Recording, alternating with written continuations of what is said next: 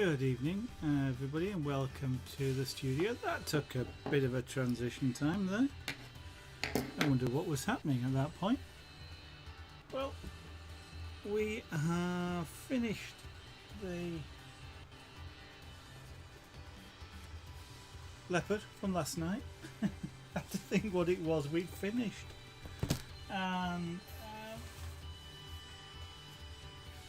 so what I want to do a bit tonight is at least to see how far we can get in finishing off this particular bracelet that we're working on, or cuff, and we may get that finished tonight because I reckon there's about another 100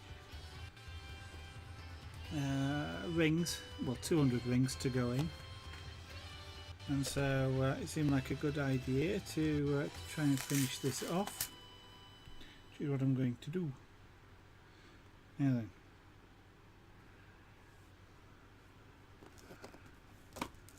Sorting out which are the right rings, I think. Yep, they're the ones. So we shall put this lot to one side for the moment.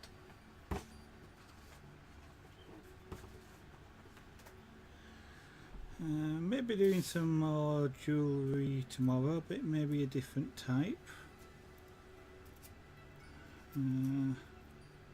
We shall see, and then probably be back doing some pyrography. That ring is in the wrong place. So while I can see there's an error with that ring, I'm going to fix it.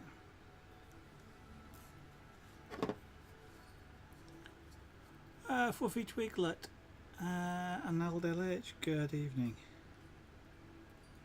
Now then. Oh, there's the join.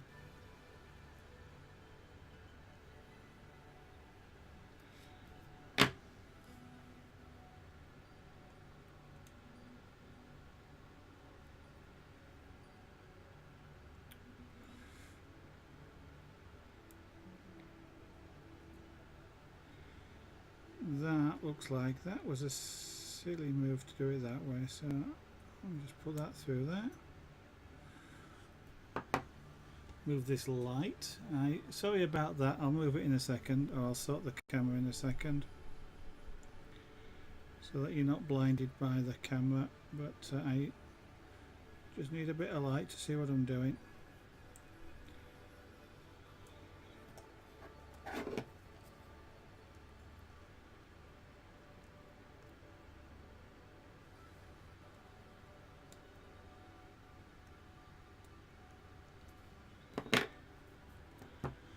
Okay, now let's see, how can I do that up there, and can I get enough of a hat on this camera, or do I have to move it closer? A bit more.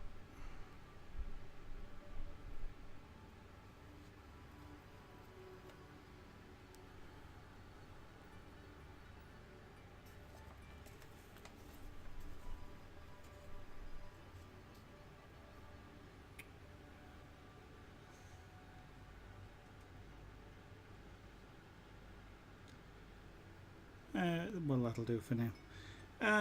So yes, see if we can finish this particular bracelet off. You've been waiting for a while to see the end of this, have you, Fluffy Twiglet? So I'm going to want about 100 of these out. So we'll be counting just to prove that I can.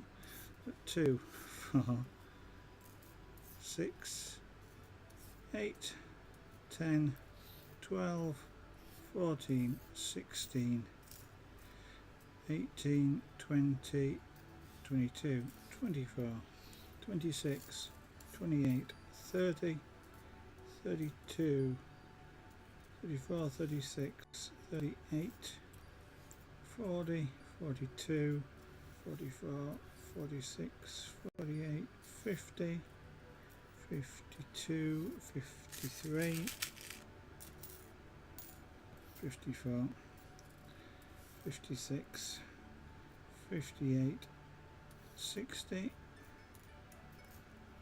62, 64, 66, 68, 70, 72,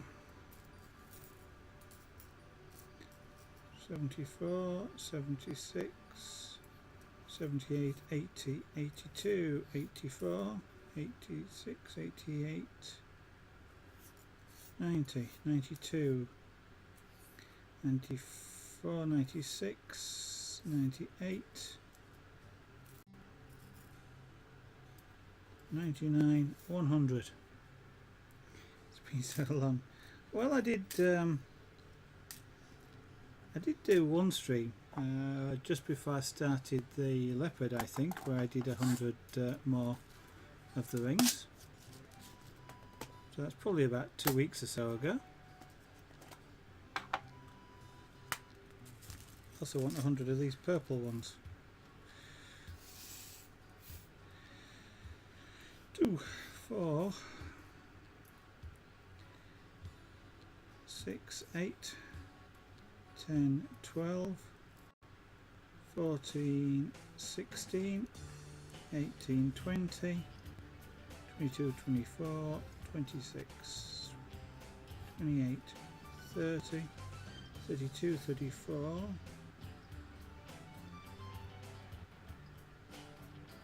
36, 38, 40, 42, 44, 46,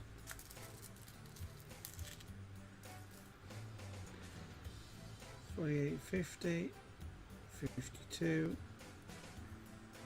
54, 56, 58, 60, 62, 64, 66, 68, 70, 72, 74, 76,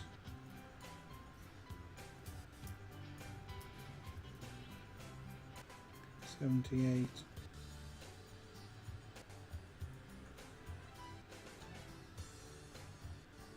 80, 82, 84, 86, 88, 90, 92, 94, 96, 98, 100. So, opening and closing rings.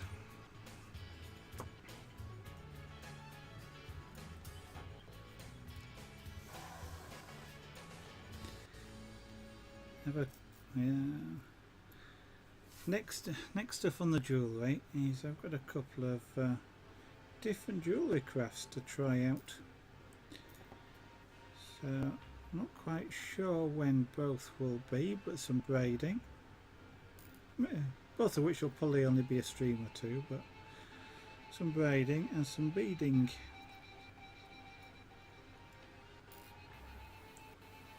Both of which should be quite interesting to try.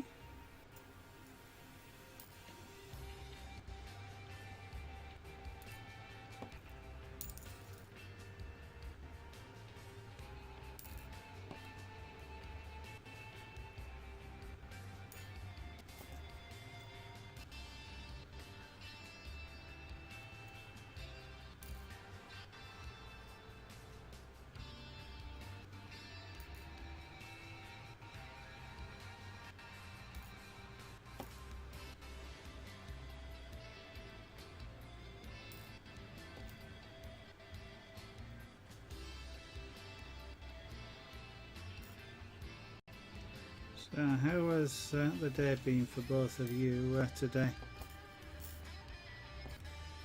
It's almost the weekend.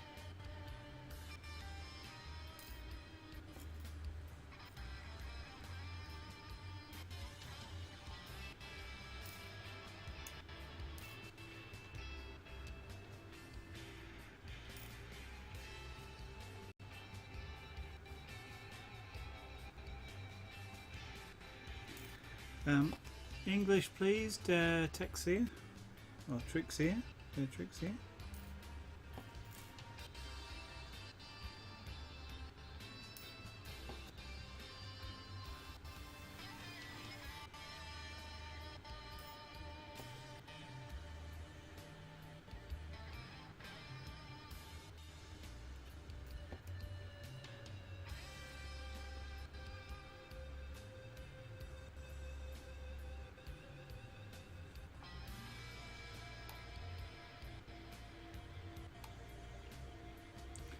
That's good, Elder Age. Always a good, good to have a good day.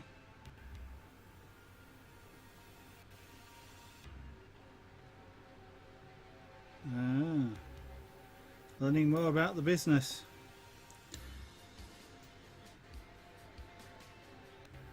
To freelance or to have a wage.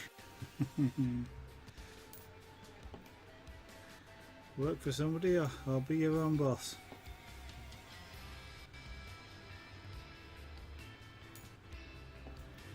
It's all about the marketing.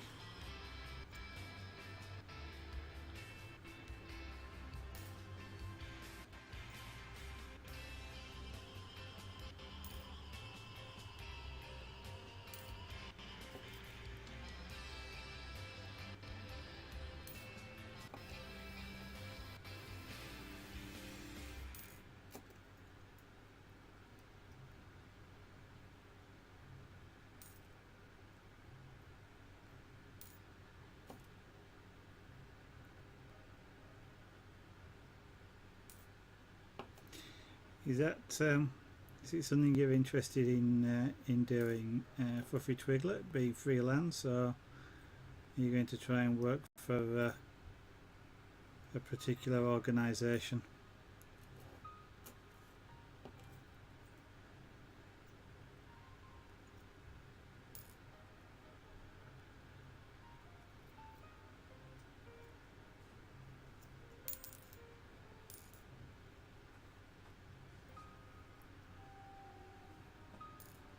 Right, I've just dropped a ring, so I shall just attempt to pick that up.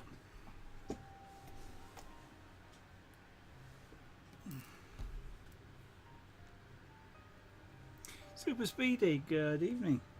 I'm glad you've got your internet stuff sorted out. Something different for tonight. We finished the leopard yesterday.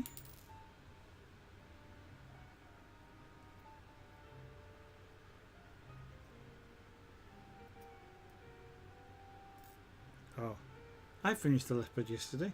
You guys just watched.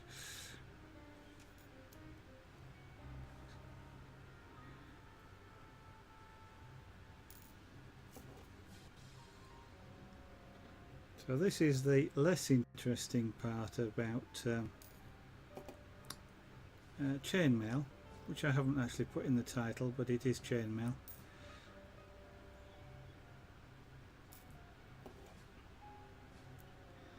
But when you're doing it, it's still kind of, well, it is part obviously of chainmail, and it's quite fun in its own right doing this.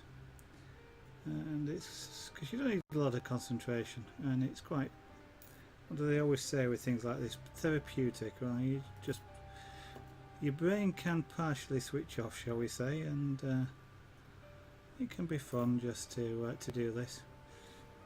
The purple ones will be a little bit more less fun, just because of the fact that they're all jumbled together, and untangling them sometimes can be a little bit less fun than other times. Just about, yes, it did. Super Speedy.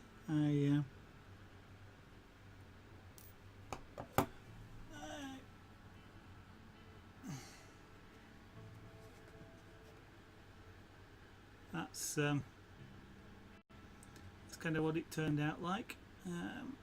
Camera's zoomed right out, I'm afraid, at the moment, so that's about the best image I can give you.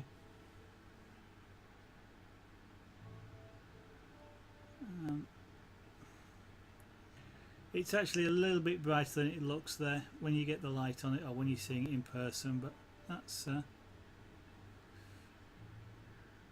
leopard coming out of the darkness.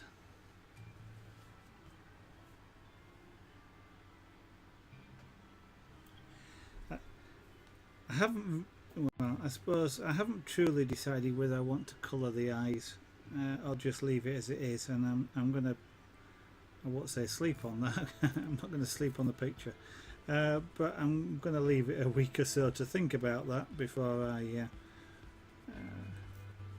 do it, and I might never do it. because it's kind of like I don't know. I colouring the eyes could be quite powerful as well, even as a sort of a leopard coming out of the darkness. But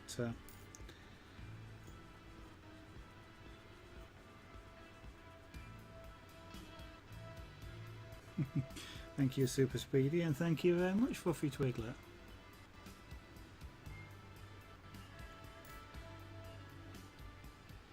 So not bad for my fourth scraper board then.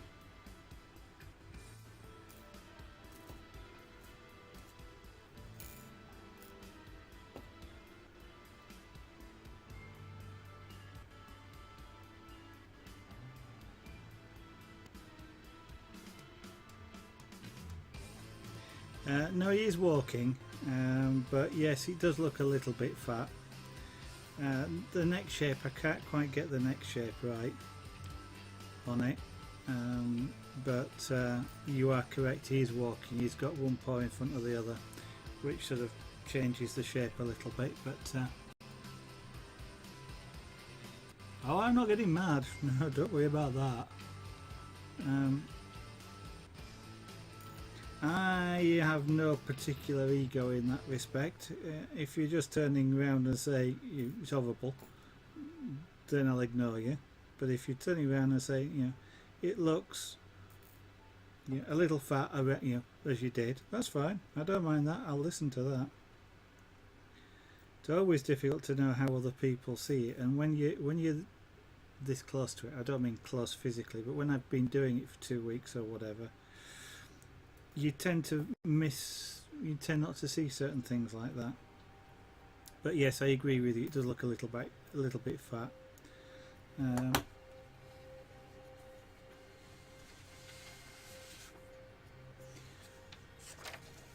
That was the original drawing, so kind of now I'm looking at that and going, yeah, I can see that's a bit fat, but it's not so, it wouldn't be so bad if I could actually get the proper face shape in as I sort of tried to do, but didn't quite succeed as much as I wanted. But it's the first leopard I've drawn, and it's the first big cat I've drawn, and it's only the fourth scraper board, so I'm giving myself a little bit of leeway and saying it's not bad.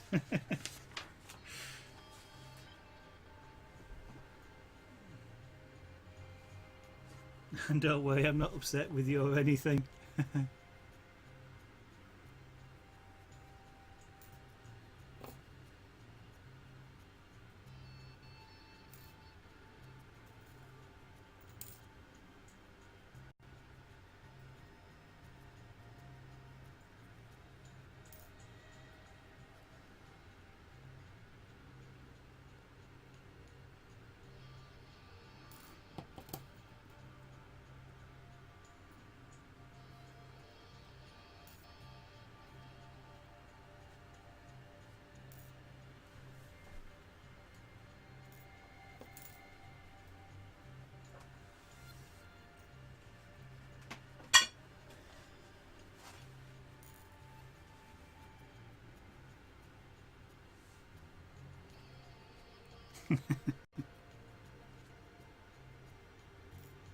Now, why would I want to ban the tiger, Aldo H?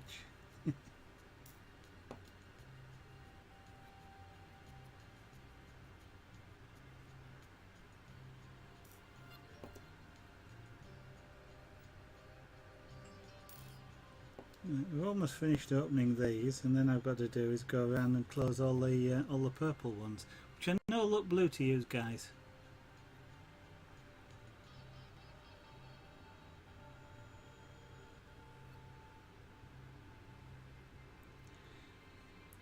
Criticism is okay, or certainly for me an acceptable, Super Speedy, as long as you're able to articulate the reason for it. So I don't get upset by it. I am learning all of these things, and words themselves potentially, the word criticism has got a bad name.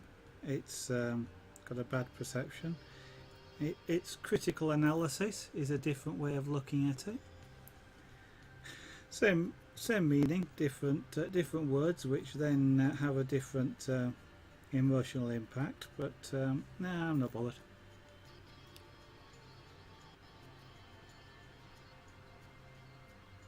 Yeah.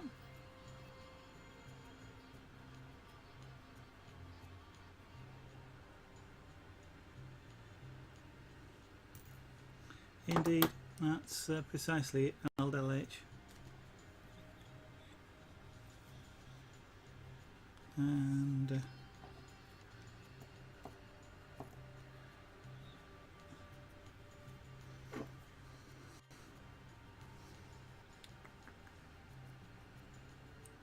now I start having to close these. Now this is unfortunately the longer bit. Opening them is easy. This is easy as well, but it just takes longer to do.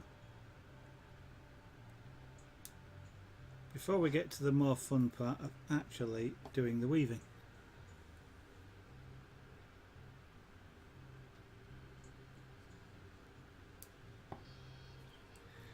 And it's quite surprising where the time goes when you're doing this, because we've just spent half an hour opening rings.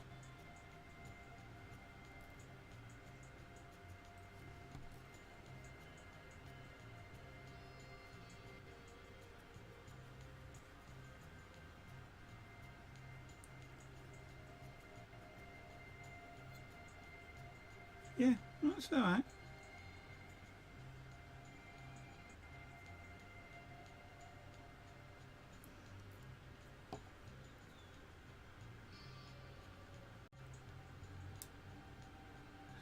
The ones I object to super speedy LDLH is people who just say it's not very good, or it's terrible, or whatever.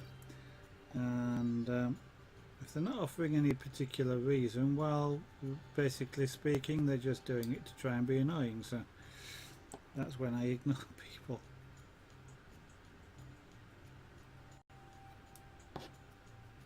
Because I might not agree with you either, but that's the point of opinion, and that's the point of saying why. And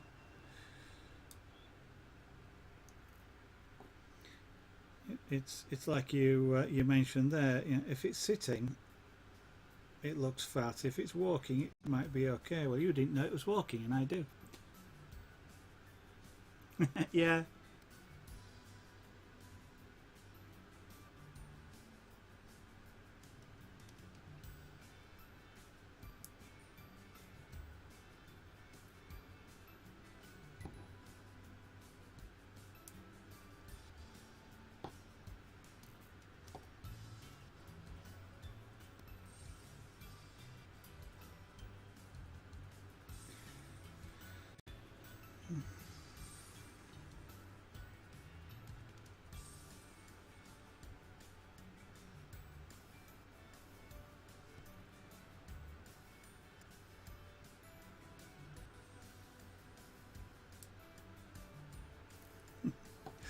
True, I suppose. I suppose if you try and do constructive criticism along the lines of it's a terrible drawing because you can't draw, then maybe not quite what was intended.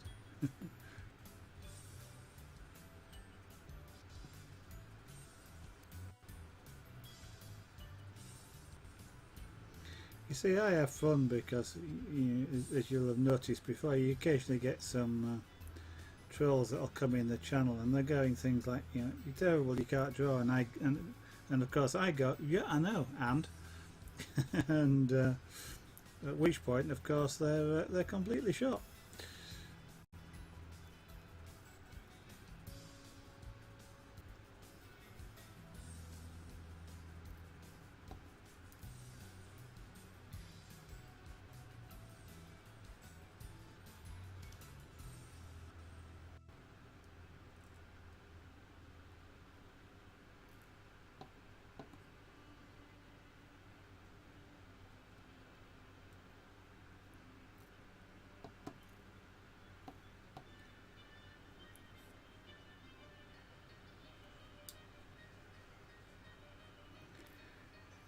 just thinking now, looking at these wires, sorry, these rings, and thinking, the rings are made out of wire, and the wire diameter that these rings are made out of, I think something like, I can never remember which way the gauges go, but it's quite thin wire, and if this was a length of wire, I'd be able to twist it easily in all sorts of shapes, and even this sort of stuff is relatively easy to bend. But as soon as you put it into a ring, it starts to gain strength in an odd sort of way. I mean, these things are quite hard to, well, relatively speaking, quite hard to close because you're bending the wire. And you know, when they're in a bracelet like this, they take out a lot of stress, and you can pull them on them quite strongly without deforming them at all. And it's just kind of amazing how shape makes an amazing amount of difference to something. So something that's relatively fragile, as soon as you put it in the right shape, it becomes immensely strong. Like eggs, I suppose. It's really hard to crush an egg if you are squeezing the ends.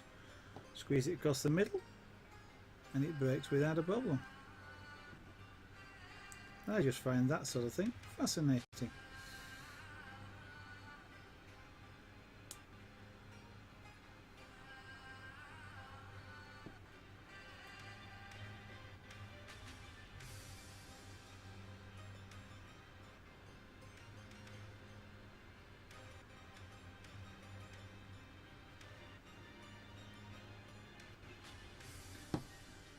Okay, Super Speedy, but I would appreciate it if we leave religion out of the chat, if you don't mind.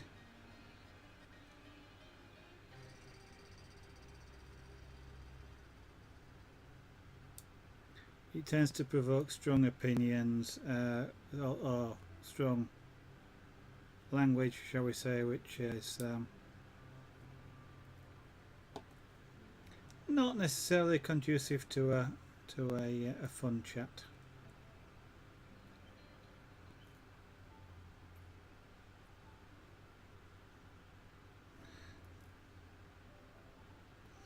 I hold a license in the UK for radio transmitters for amateur radio, and one of the things, shall we say, one of the really strong guidelines is when you're transmitting, you don't talk about politics or religion. There is another subject, but I'm not going to talk about that either.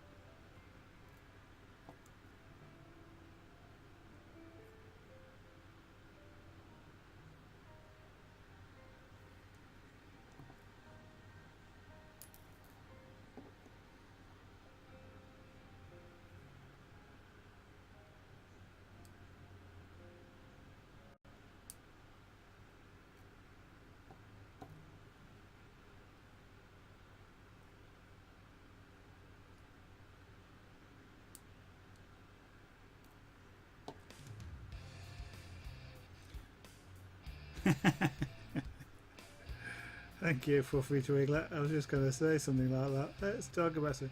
Tell you what, let me ask you a question. What do you think about the pictures that are popping up down there?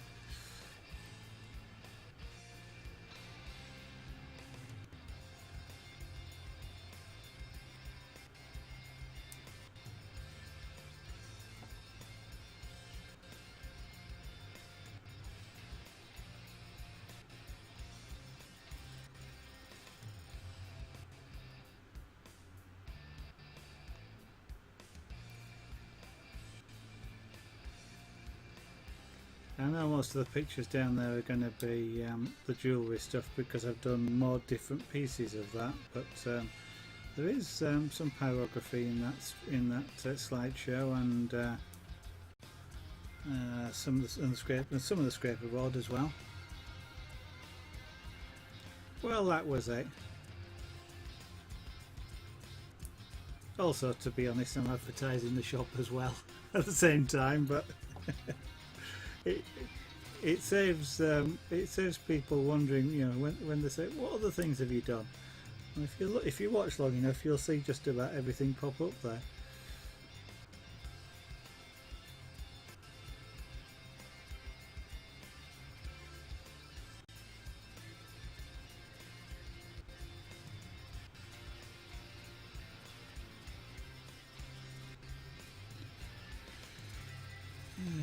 Come on. That's it.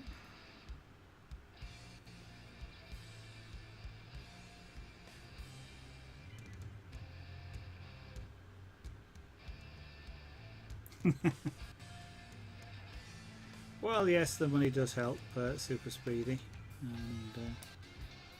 and different people like different things, and some jewellery is nicer than others. I probably wouldn't wear half of what you see. I might wear variations of it, like a variation of that one probably wouldn't be, you know, would be maybe in different colours I might wear. Or this is made out of sterling silver rings. That's not on there, but the same weave is on there, but in different colours.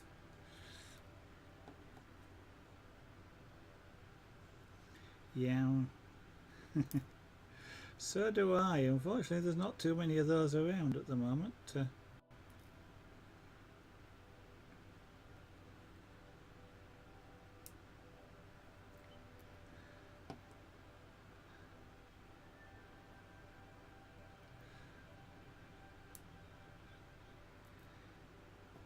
And unfortunately, I'm not in a position to give things like jewellery away.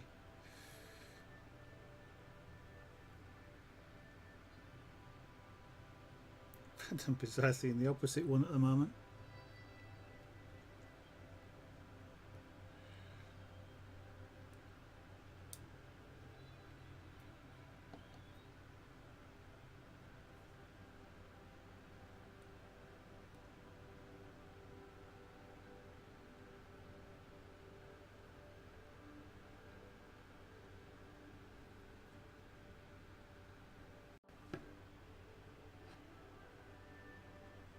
Yeah. The problem with this light on these rings is, and I keep looking at them, is you can't see it there, but it almost looks like the inside of this ring hasn't been anodized because it looks silver. What it is though is it's so highly reflective. I'm seeing the white light reflected, the reflection of the white lights, which makes it look like it's not being anodized. But as soon as I tip it out the light, I can see purple inside, which is I keep studying it.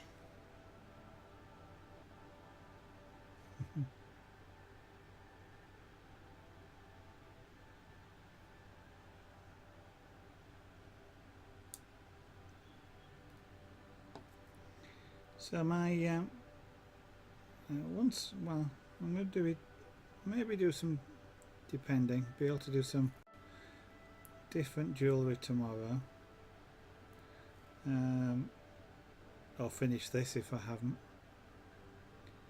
and then I probably will be back to the pyrography.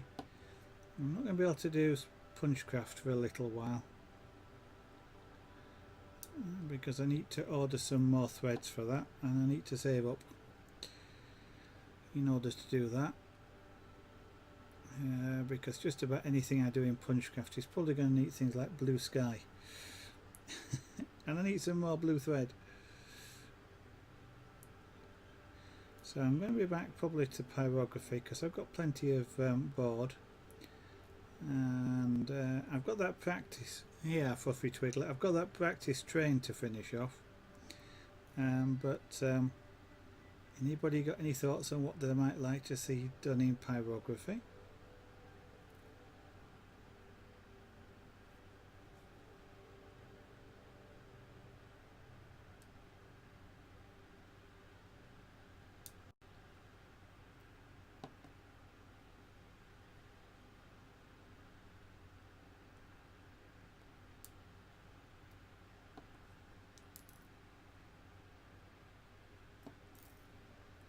train. Oh yes, I've been using it as a resting board for the scraper board for long enough. It's time I finished it off. If only as pure practice.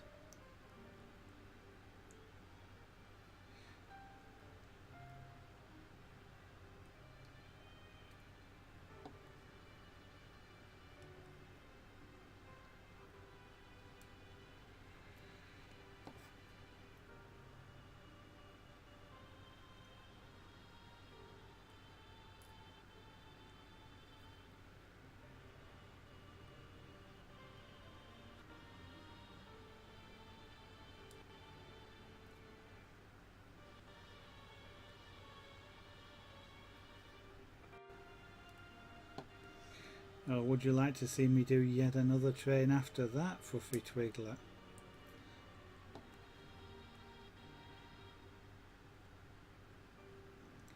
And you don't know what I'd do, to be honest. I'm kind of, well, of course I suppose I could always do the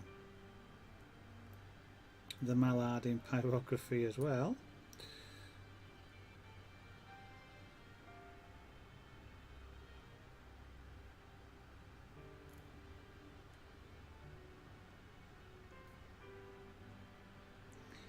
And I do have 3 small pieces of wood left, so I could perhaps also do another 3 trees.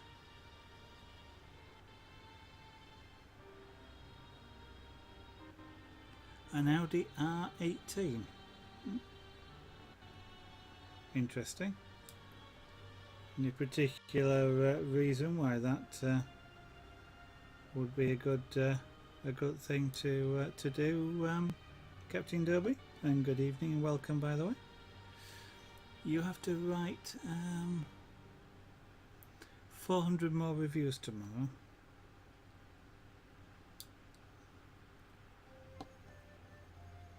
Do you do that professionally, Super Speedy, or is that just because you like writing reviews? You'd like to see the Audi R18 as well.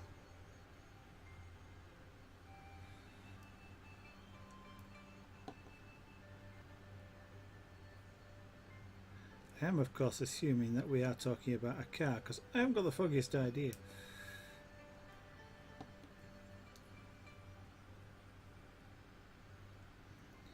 These days my interest car-wise is in the electric variants.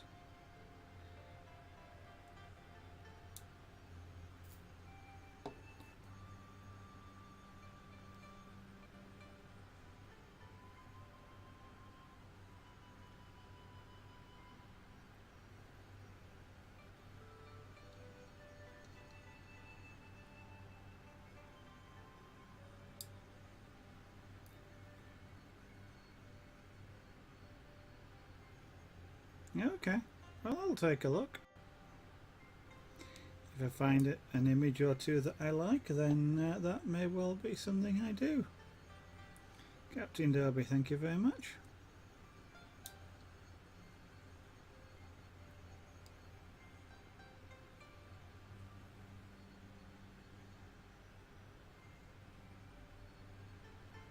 Oh, I see. Oh, it's one of these sites where yeah, you get a credit for participating. Well, I reckon your friend is lucky then that you do that.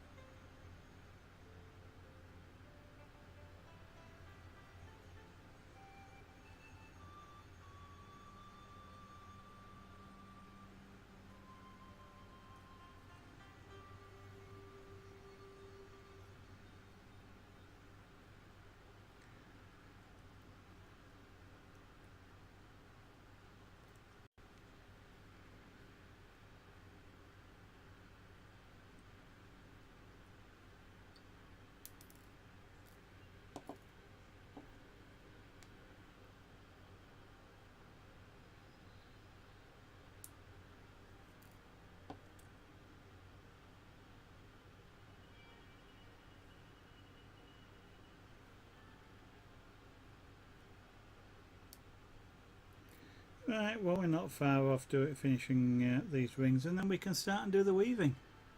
You'd love to do it as a job, yeah.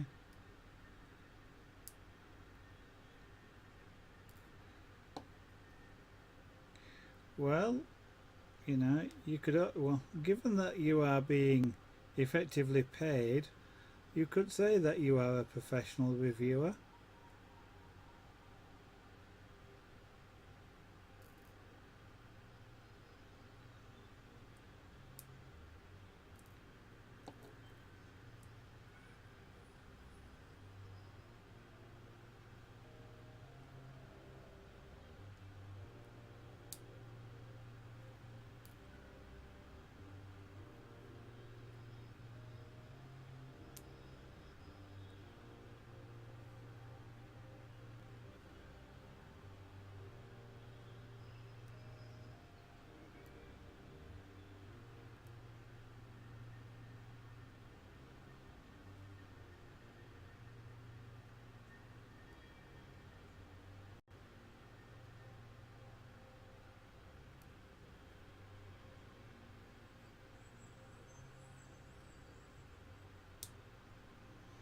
Mind you, there is one thing about things that we enjoy doing, which we don't get necessarily paid cash for, and that is if you end up actually doing it as a job, it's not always as fun as it used to be.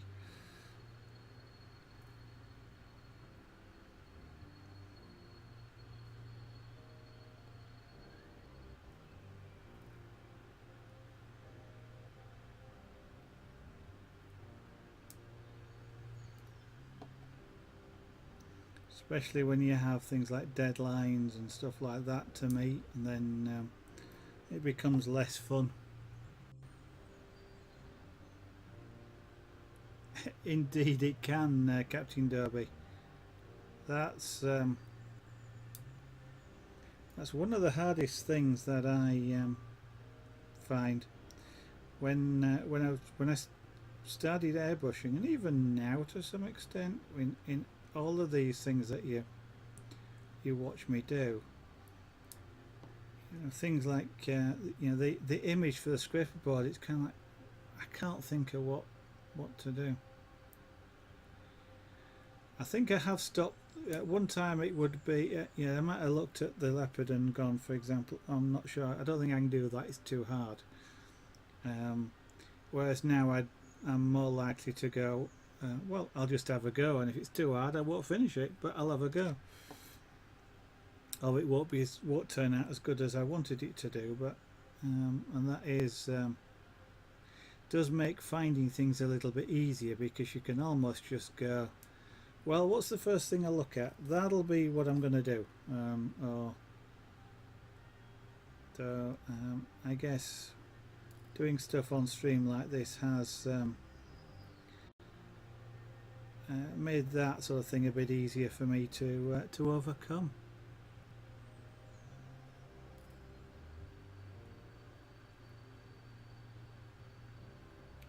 A vector image of a. Well,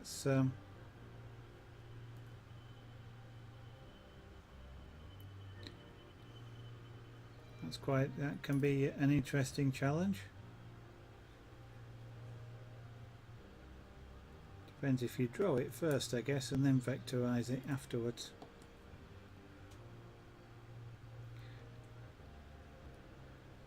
I do quite enjoy creating images of planes. So like you saw the Lancaster in the pyrography, and I've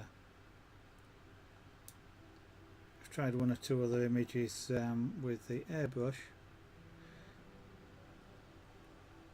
But I love some of the I love painting or creating images of some of the World War II aircraft, like the Spitfire, the Hurricane, the bombers, and things like that. So they're always an interesting image to or idea at the back to create images out of. Okay, what warplane would you do then, Captain Derby?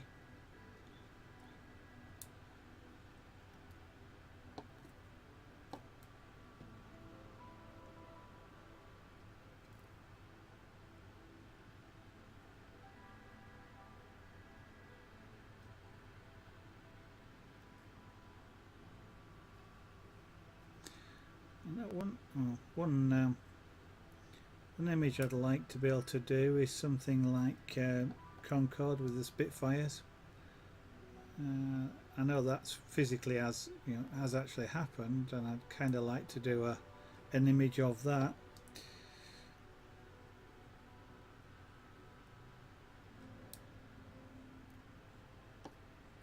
In fact, I think that happened for the one of the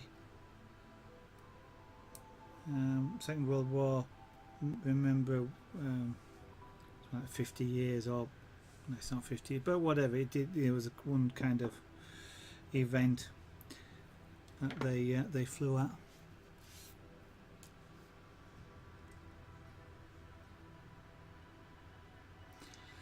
Mitsubishi Zero.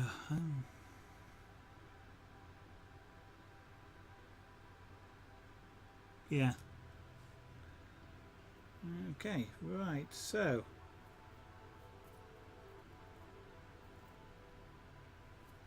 doesn't matter basically which end I start from, they're both the same. It's just easier to do it, providing they are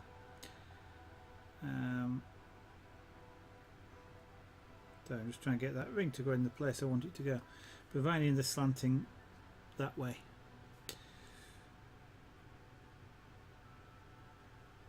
Because as you're picking up the rings in around, it's easier to do it sort of held in that direction. What I'm going to do now though is just zoom the camera in a little,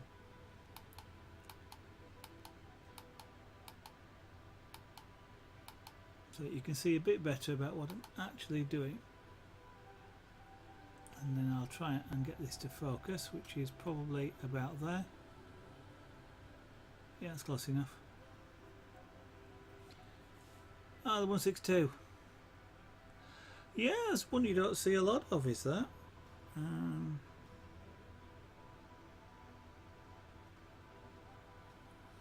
Now then, he says, at this moment in time, I am now again trying to just remember. I know how this is done, but it's just remembering the right sequence of how this is done. Yes, I need to pick up a ring, just one, and then I go through there, there,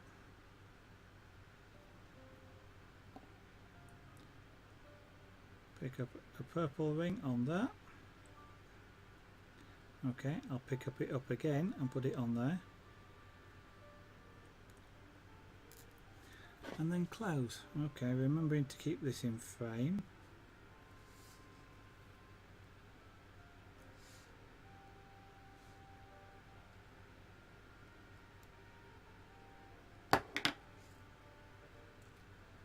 That one's tilting up a bit, doesn't it, to help keep it in frame. There we go.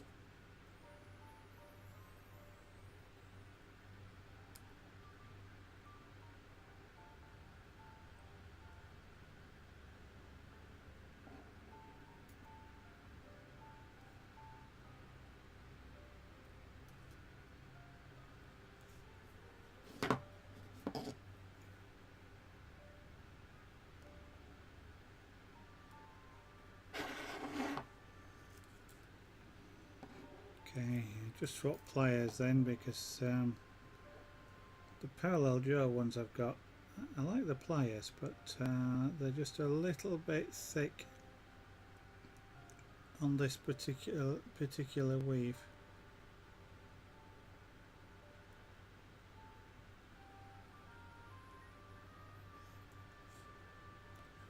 I couldn't get hold of the ring as easily as I can with these slightly thinner nosed ones.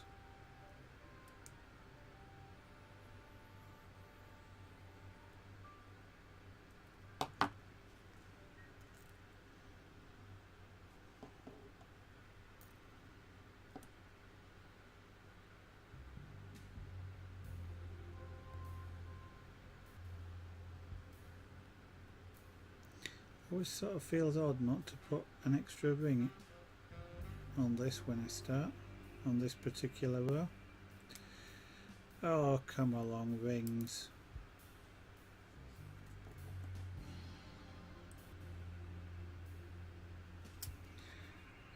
You're not going to get away with it, so you might as well just accede to my wishes and go where I want you to go. That ring didn't close quite properly. There we go.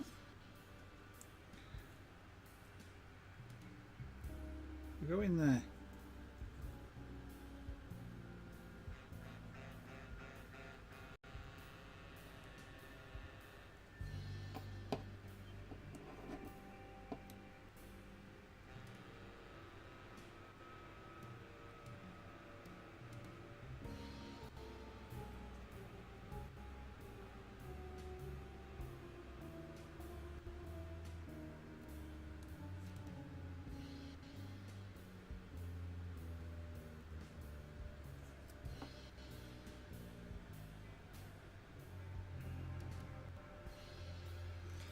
Yeah, I quite like to do the mosquito as well.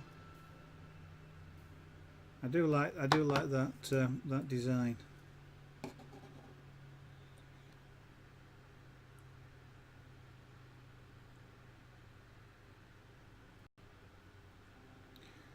But having already done the Lancaster, where I've got 4 wing-mounted engines,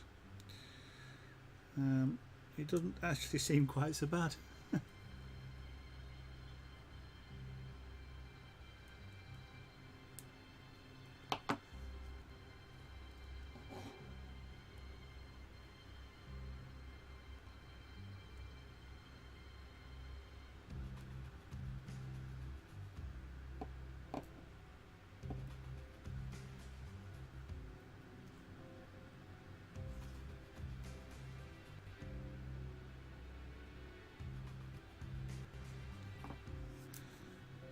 I think I don't know. Maybe you should just go for it, Captain Derby, and have a go at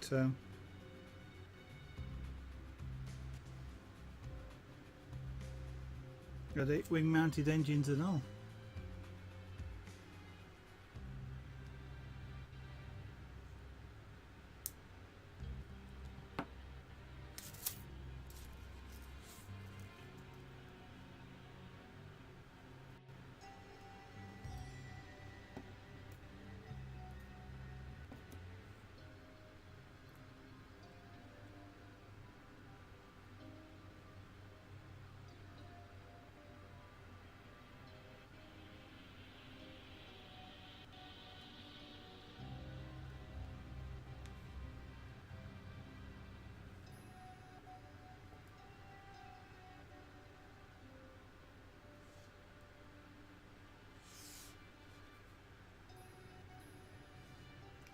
Trick whether it's in pyrography or anything, with especially with things like that, is getting the right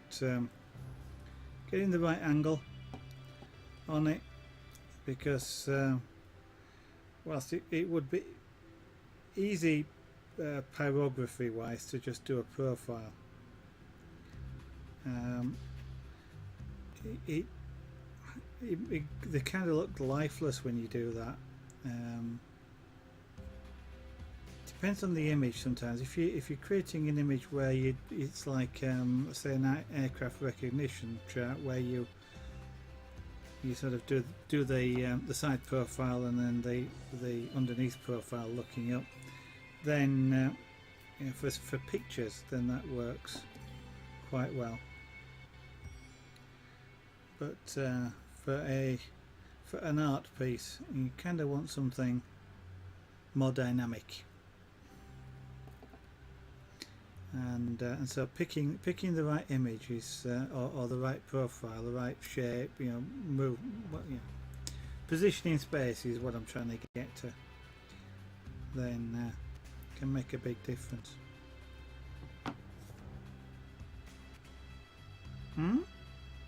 Yeah, that's that is a thought. That does add quite a bit of interest to an image, or would.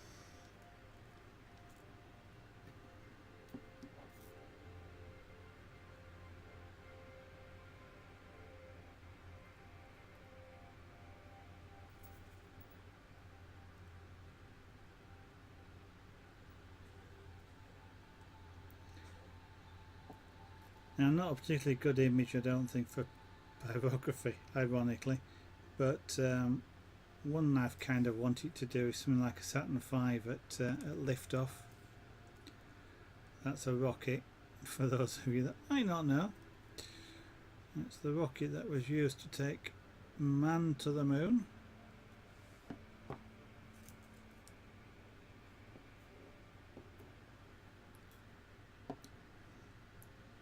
Some of the photography of that, and when those big engines fire, and it's so bright, it's black, and the exhaust is looks like solid, just there's that much whatever coming out of it. I find it amazingly impressive.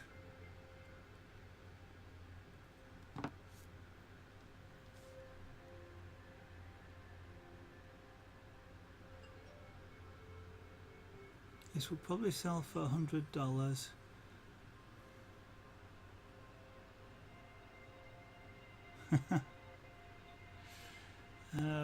Probably, well, more than that, to be honest. Super speedy, certainly in UK pounds.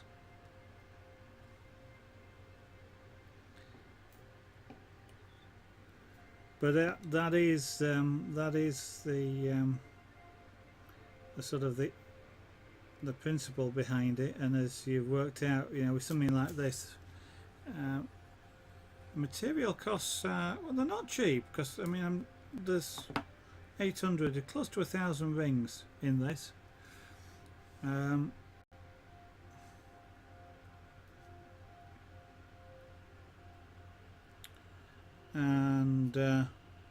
you know, so they do add up, but as you identify, it is actually the manpower, the time, the number of hours that's gone into this. We've done so far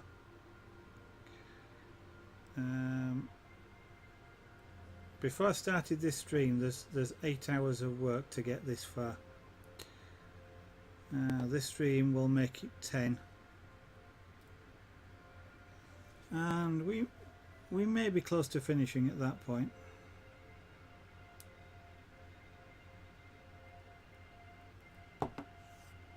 Oh yeah, no, I get your point. I agree with your point. That is the point.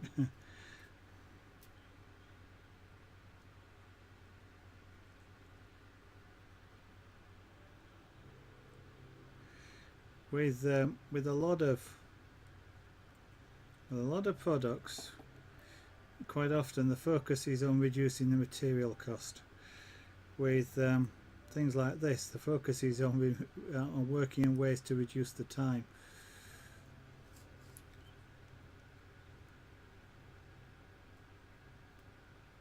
But I'm guessing if you guys hadn't actually seen a lot of this made, you probably wouldn't be guessing we're about 9 hours of work to get that far. Most people wouldn't think it took that long. I mean, this one does look a particularly complex weave, so it does have that advantage, but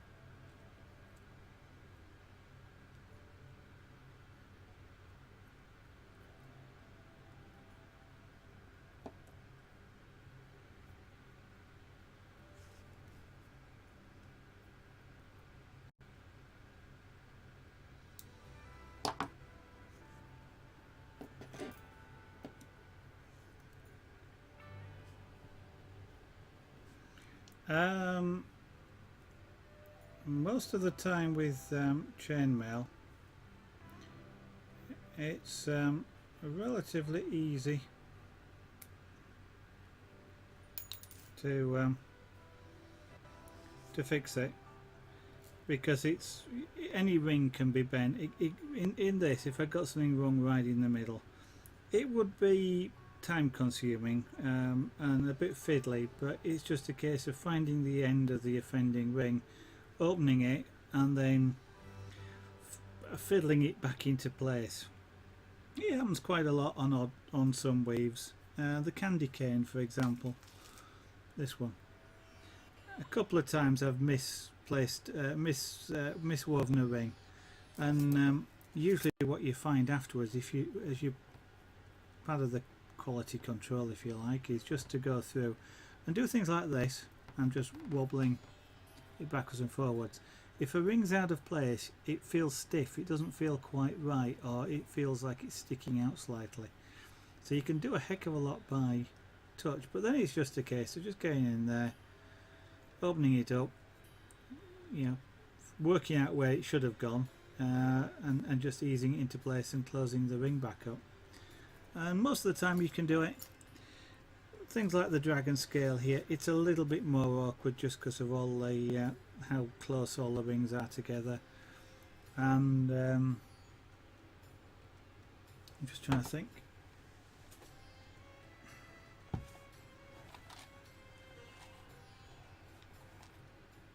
Yeah, most of the time. I'm trying to think of something like a box chain might be a little bit more awkward, but again, you can still do it. I'm trying to think, there was one that was a little bit challenging. It's probably the oh yeah, I remember. I was making things like making this sample, for example, which is full Persian. If the weave's too tight, and this one is too tight for a bracelet, the tighter the weave, the more awkward it is to actually be able to open a ring. If you get to the point like this, is I probably wouldn't be able to fix one in the middle of this just because of how tight the weave is. In which case what you end up doing is taking it apart and back to the point at which it's out of place, and then reassembling it from there.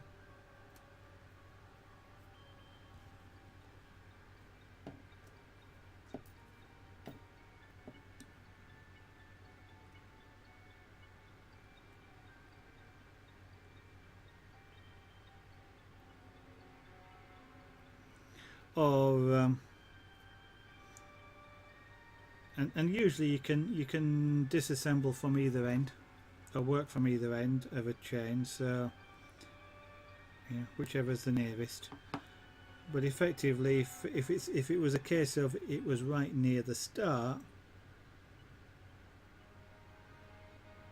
that you to disassemble all the way back to, it's probably cheaper not to bother.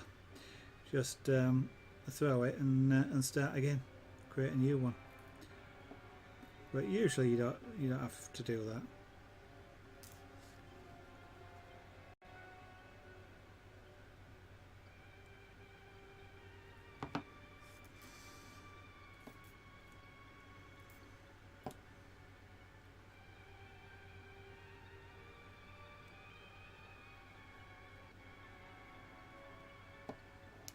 Yep.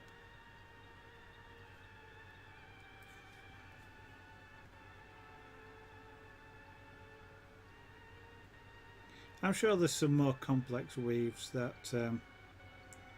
it would be difficult to sort of fix in the middle, but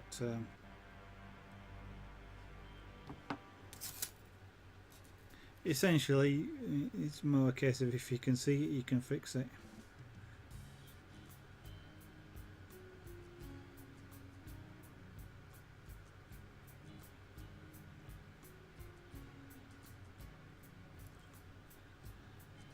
Some of the other stuff that I might be trying soon, like braiding for example, if that was, I guess if that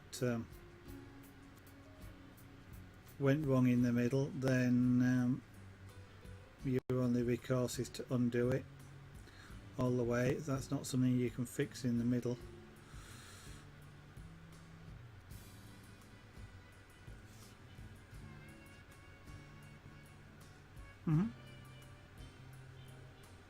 Well, forgiving's it's not forgiving of mistakes. A mistake will stand out and it won't feel right, but forgiving as in it being relatively easy to fix, then yes, I agree.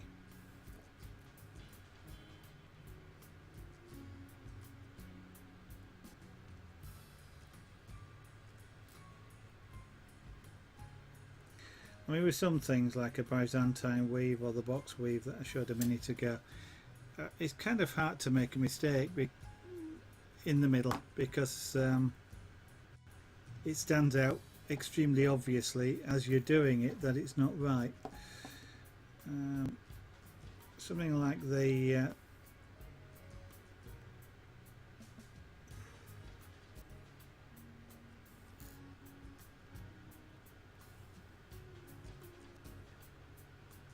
I forgot to put a ring on there. So things like that, you see. I mean, I've just made a mistake, but it's kind of obvious immediately that I've made a mistake, and I effectively can't. Well, I'd have got as far as possibly. I could have got as far as another couple of rows before I'd have seen the fact that there was a blue ring missing. So not this row and not the next one, but when I came to try and join into that ring, I'd have found it missing. So I wouldn't have got too far before the error would have shown up. And things like the candy cane, though, that is possible to. I nearly did it again. That is possible to complete the whole bracelet or necklace and then find that a ring's out of place, but fortunately that one is easy to fix.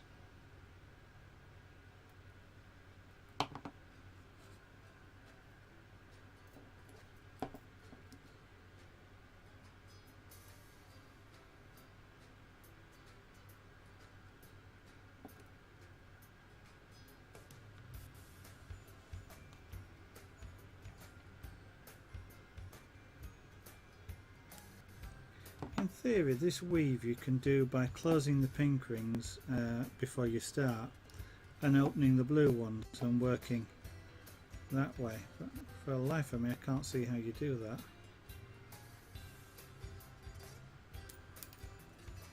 Have I got two? Yes, I have.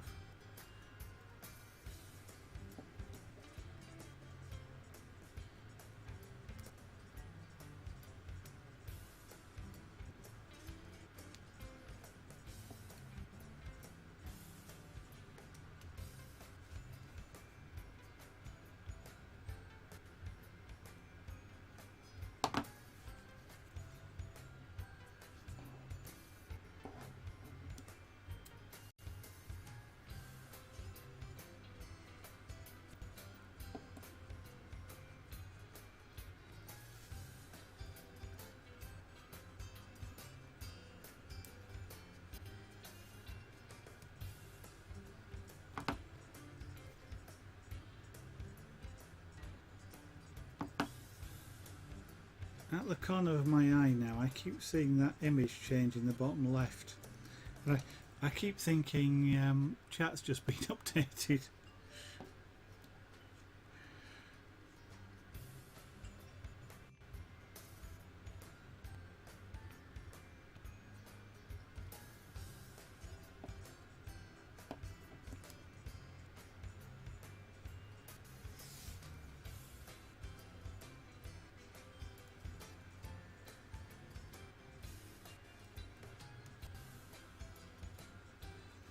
One thing I don't particularly care of using chain nose pliers like this is they do tend to slip if you don't hold them really carefully on the rings. In fact, that ring hasn't closed properly because I could just see, I just seen the gap through it.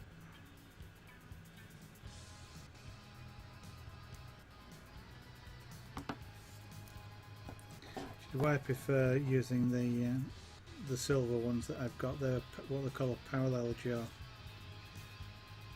So the gap between the jaws, instead of being V-shaped like this, is actually parallel, and they close together in parallel. And I find them a lot nicer to use for this. They grip a lot better. But unfortunately, they've got a slightly wider nose, which gets in the way here.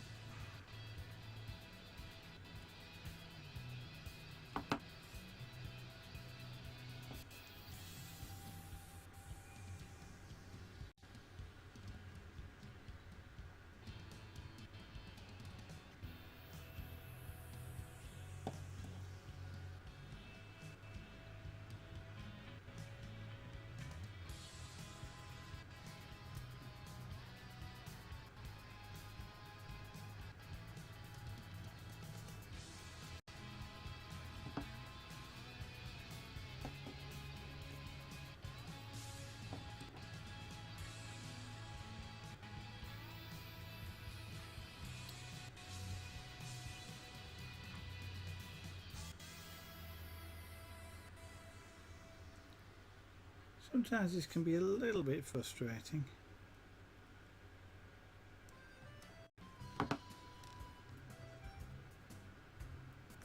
When a ring just doesn't quite go where you want it to go. I also haven't quite worked out the best way of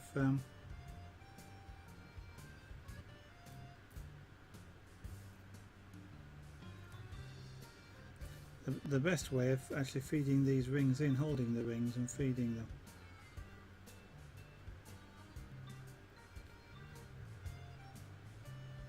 Despite the fact that I've already done close to about 350 of the things, I still haven't worked out a good technique.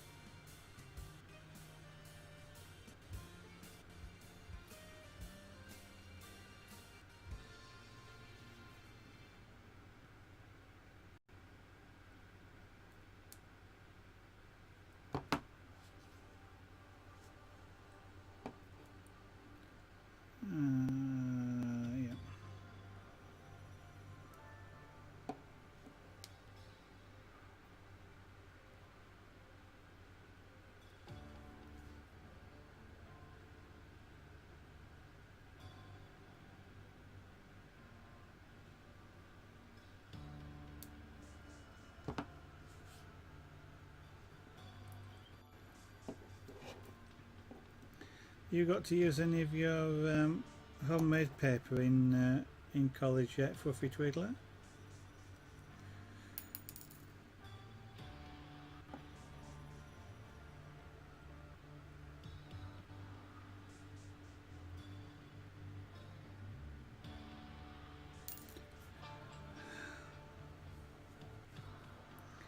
A little moment of frustration here.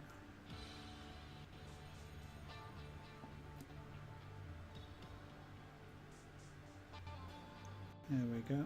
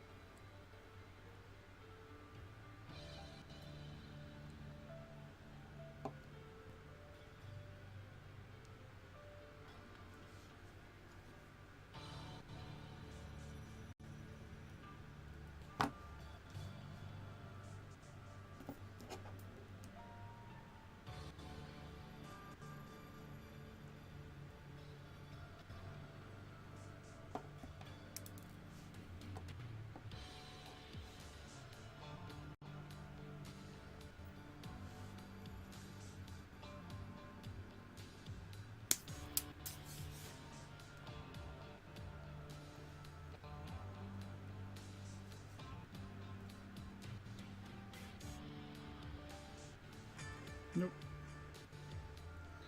Okay, just checking to make sure I hadn't scratched the ring there. If I had, it would have been filed in another circular shaped container and never reused again.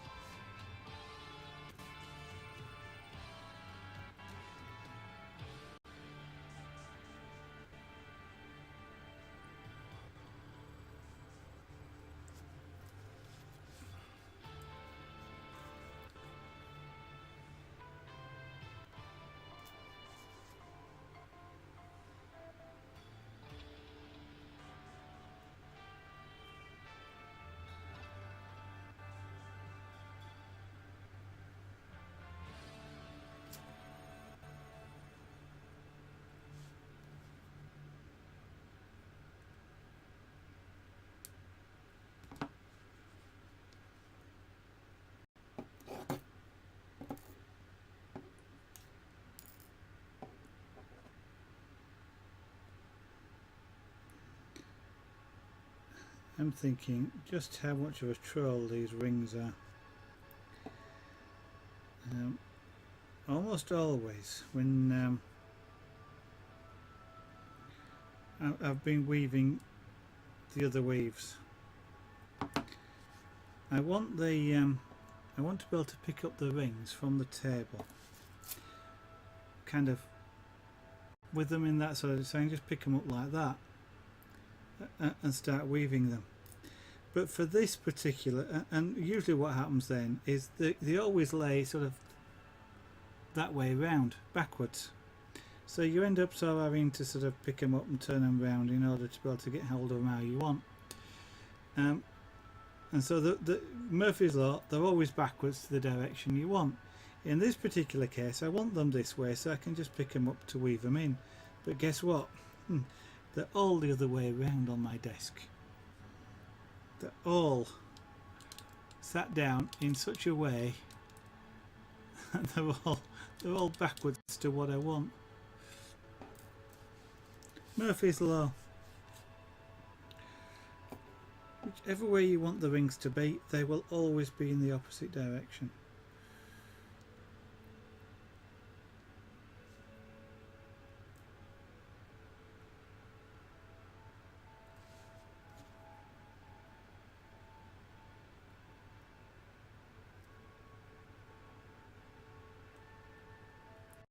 It's like when you're looking for something, it's always in the last place that you look for it. And how does it know where to hide?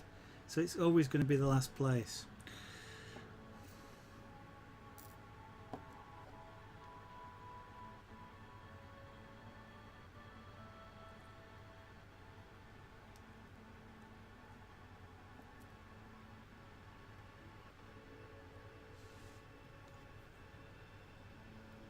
It's a bit like you've got little imps running around and you know, keeping things hidden from you until you're looking in the very last place, and just before you get there they pop it in.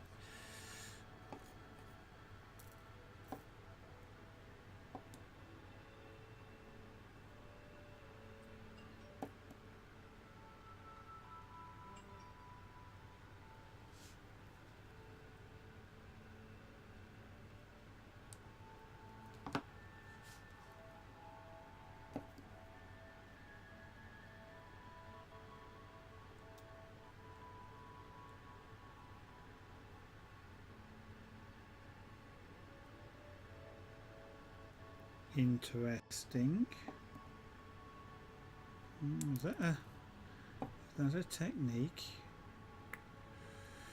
Try it again in a minute.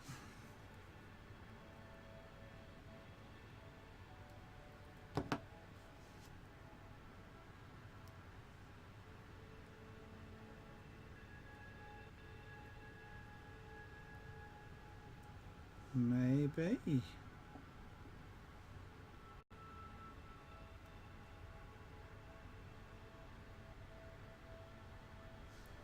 When you're doing this sort of thing, you're always potentially looking for A, the easiest way to do something, and B, the quickest way. If you're trying to, obviously, if you want to actually sell these things, then the quicker you make them, the cheaper they are. But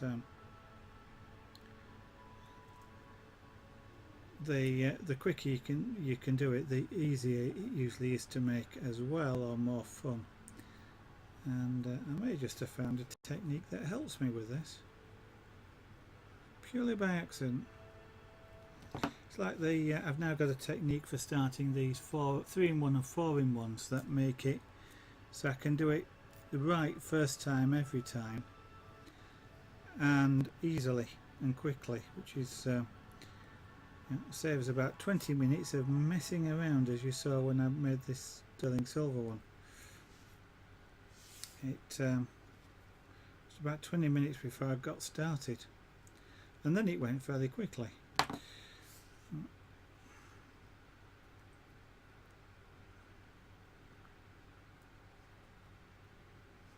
Have I just done something wrong? Yes, I have just done something wrong. I don't want that blue ring on there.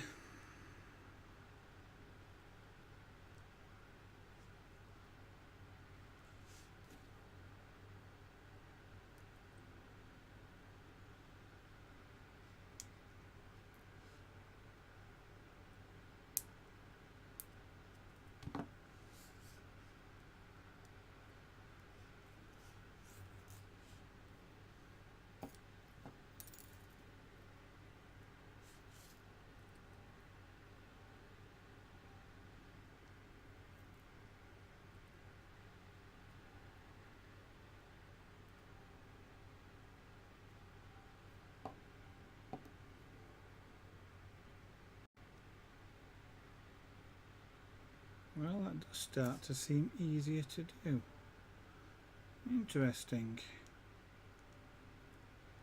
A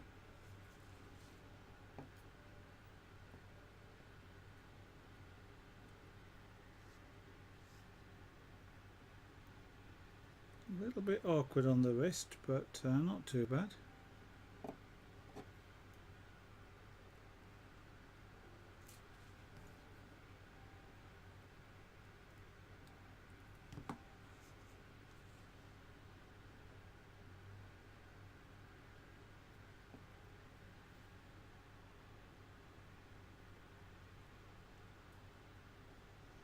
Because I can now put the ring in one movement as opposed to 2 or 3.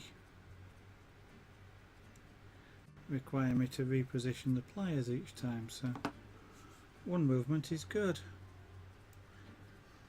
Time and motion, you see. Used to be all the rage.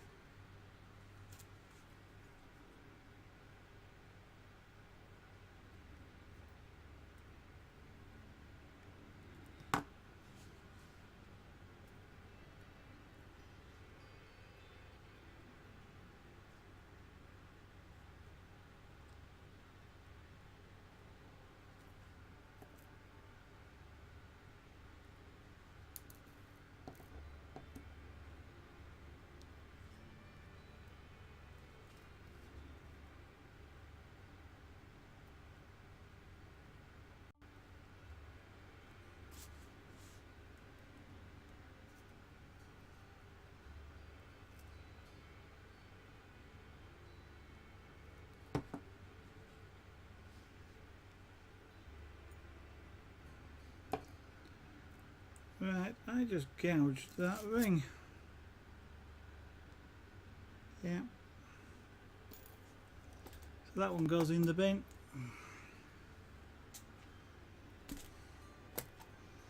And I'll need a new one out. It just sort of bent within the pliers.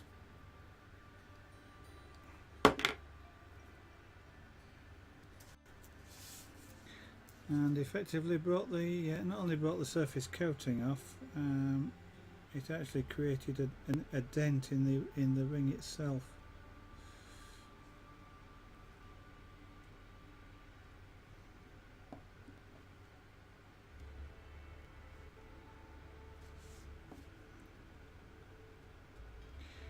Fortunately, it's an easy thing to do with working with chain nails pliers.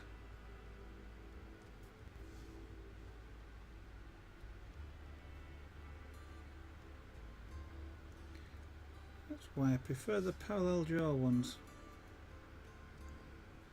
They don't spin or move quite like that, because they actually hold the ring in more than one place.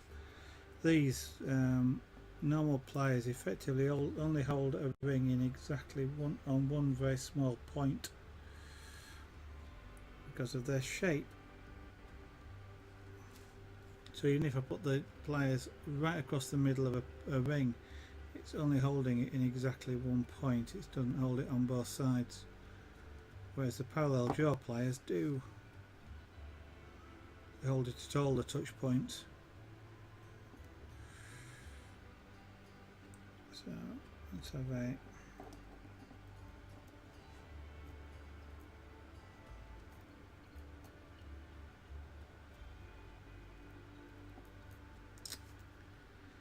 come on. Thank you.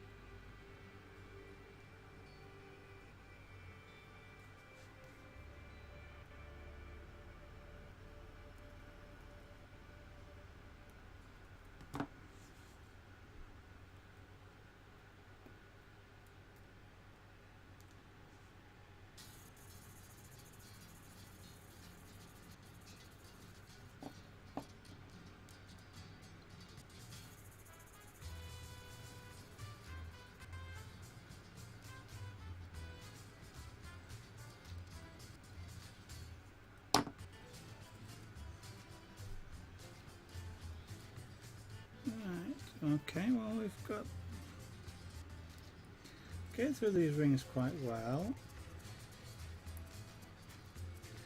I half wonder whether one of these days as I buy rings or I get the thing, whether I ought to actually just sit down and open them all before I actually put them away in their cases, in the boxes that I keep them in. That way then when I come to start a weave, half the work's already done. They still need to be to have been opened at some point, but they're done at a different time. But there again, I also start thinking then about the fact that these blue ones, for example, didn't get opened, they got closed, and opening them and then closing them again sort of seems like A, extra work, and B, potentially sort of does some work hardening that you might not want. Wow, my eyesight is off terribly if I didn't see that.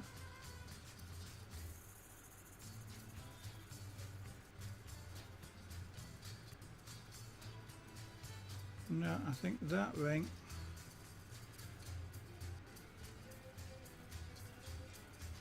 is also destined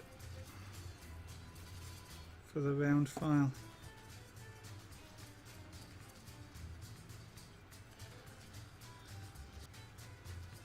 The ring is oval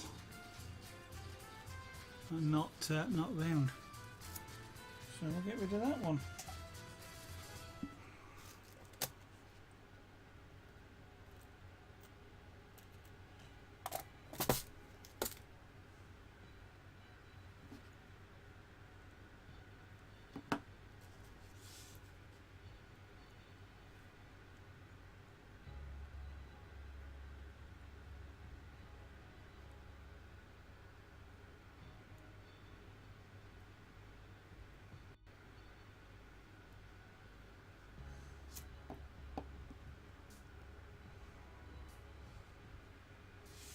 Can't use an oval ring, A, because it, well, in that particular case it wouldn't have closed properly,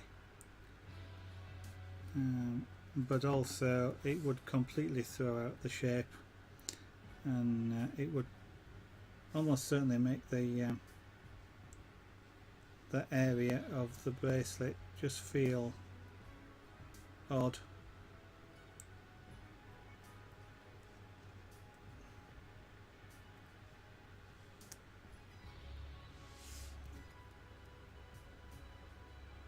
It would have made either stiff in one direction or stick out.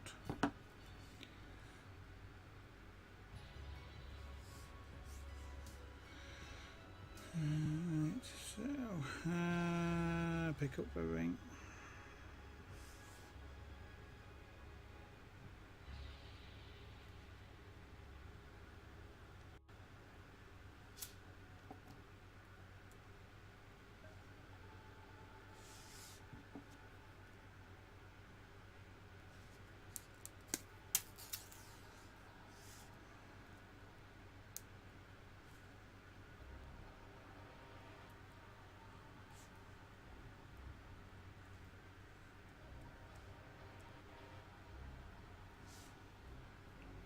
Okay, that looks okay. Does that ring?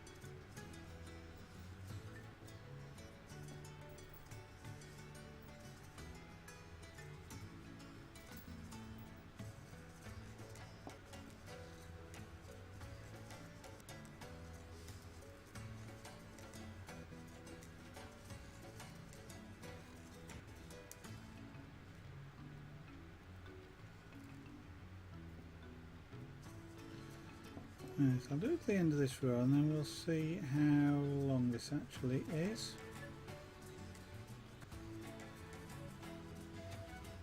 And decide if I need to carry on or not.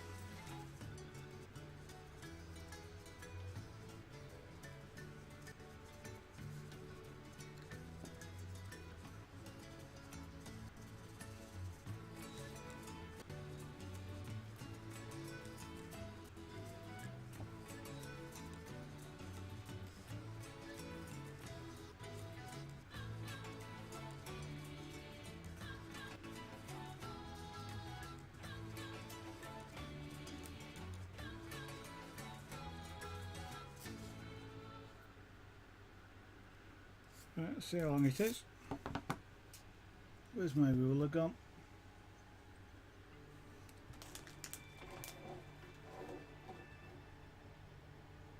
Okay.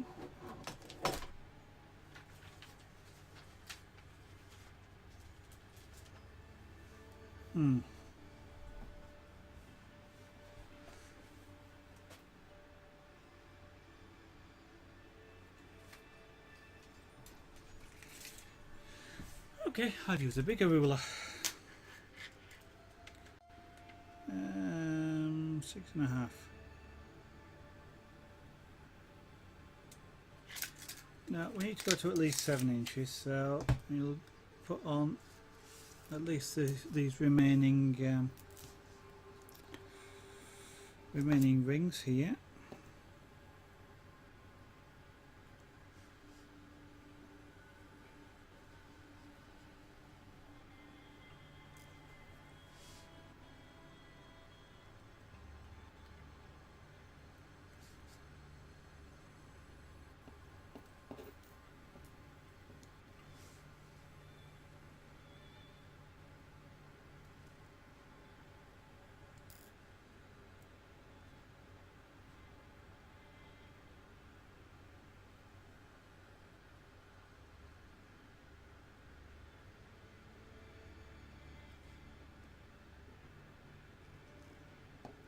Just opening that up because I forgot to put a blue ring on.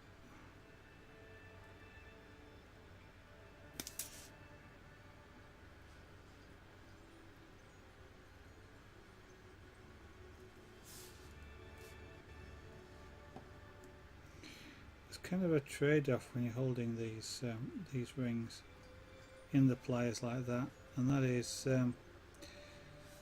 holding it firmly enough so that it doesn't slip off, not holding it and not holding it too firmly so that you actually squeeze or mark the rings themselves. And it's I guess that's part of the skill to be learned, but it's an ongoing sort of challenge. Sometimes you don't meet and the rings slip off as the pliers slip off the rings. If you're lucky, when that happens you don't damage the rings in any way, and if you're not lucky you scratch them and you have to replace it.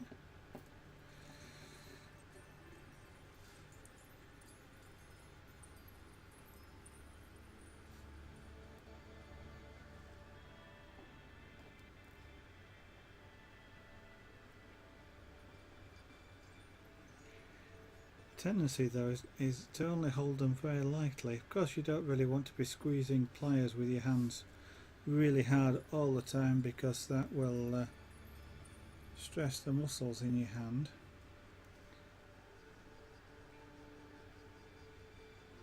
Which can then lead to sort of problems or basically just your hands getting tired. But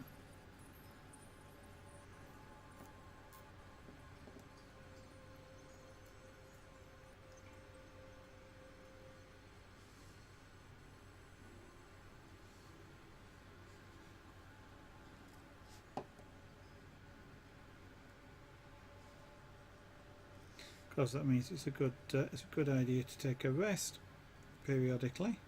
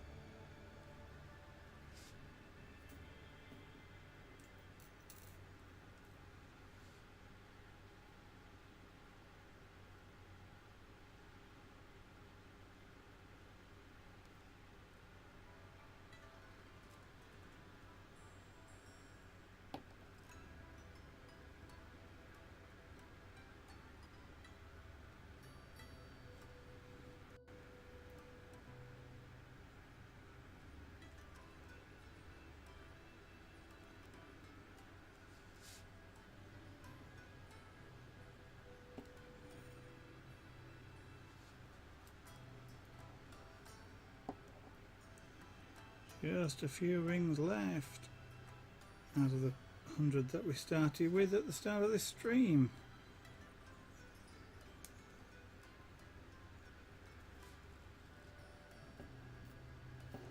In fact, just 4, which is 1, 2, 3. I think I've got one extra, but which of course I would do, because in 2 rows there's 9 rings, not 10. And there's 9 blue as well, so obviously if you complete rows, that means that there'd be 11 rows of or 11 groups of 9 rings. That's 22 rows, and 11 groups of 9 is 99, so there should be exactly 1 ring left over. And if I've counted correctly, that's precisely what we'll have.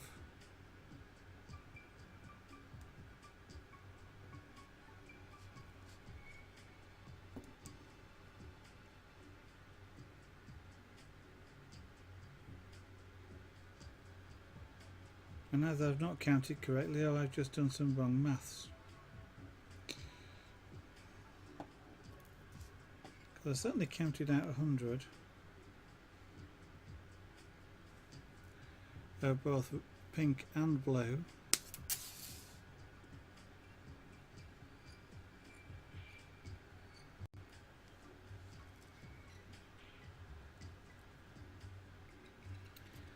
Nope, that one's damaged.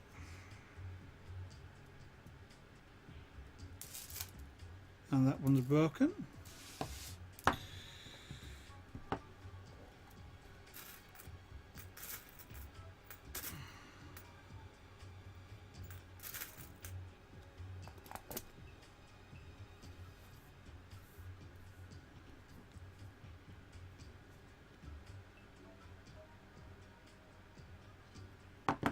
So what am I counting wrongly? Or am I counting it wrongly?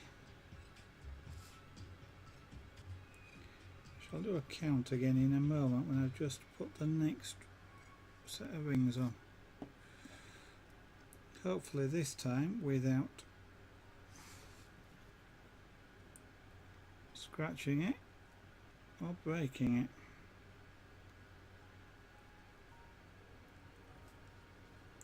They break because they get work hardened, and just a simple act of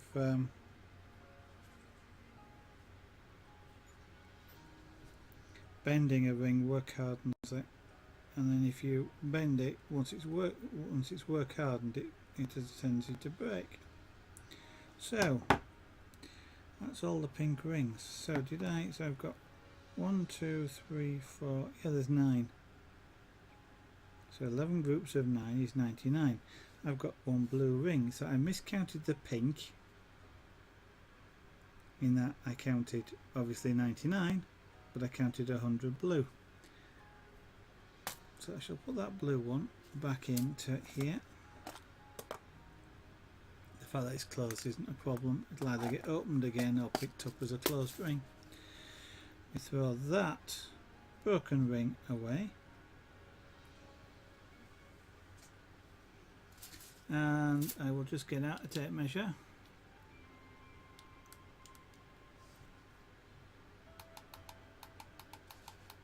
And we'll see how long this is. There's the tape measure.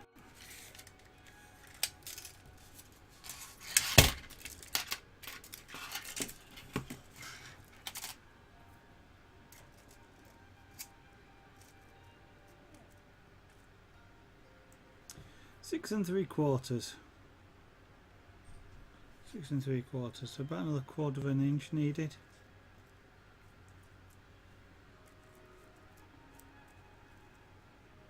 To take it to 7 inches, then with a clasp we'll make it 7.5,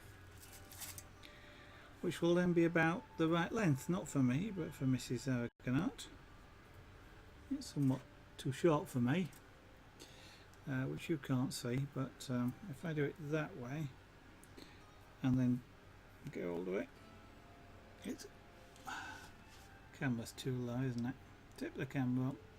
You can see it's somewhat when did I scratch myself? It's somewhat somewhat too short for me, but it's not meant for me.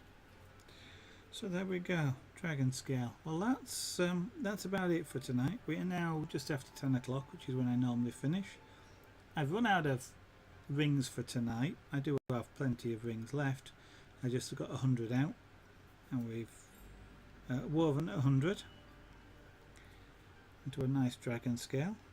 So we've extended its length by a third of what we started with, and we're going on from there. So we're almost finished. We'll finish this probably tomorrow night with and then put a clasp on it.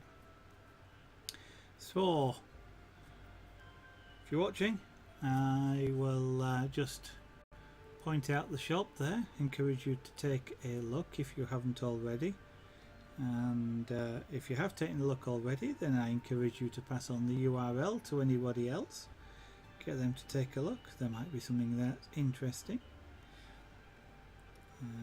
Friends, family who might be looking for Christmas presents, for example. Nice place to get them from. Oh, I think so anyway, because I make the stuff and you've seen it, some of it being made now. If you're watching and you're not following me, can't understand why, but you might well. If you just joined, you wouldn't be following me. I encourage you to push the follow button and follow me. You'll get notification when I go live, including tomorrow night. You can get that notification as well if you want to by following me on Twitter. It's @ZaragonArt. Details for that are below the stream window. They are also on the end plate in a moment. On the other hand, you might want to follow anyway, just to see Junior has just arrived. He's not going to be on stream tonight, I don't think, but he does sometimes appear. On the other hand, if you just want to try and catch me on the stream tomorrow to see this finished probably, then I should be on stream from about 8 PM UK time, 1900 hours GMT. Or UTC, or about 2 hours 10 minutes ago it was 8 o'clock. So tomorrow. Thank you everybody, nice to see you. Hope I'll see you in the studio again in the future, and we'll see you later. Bye bye.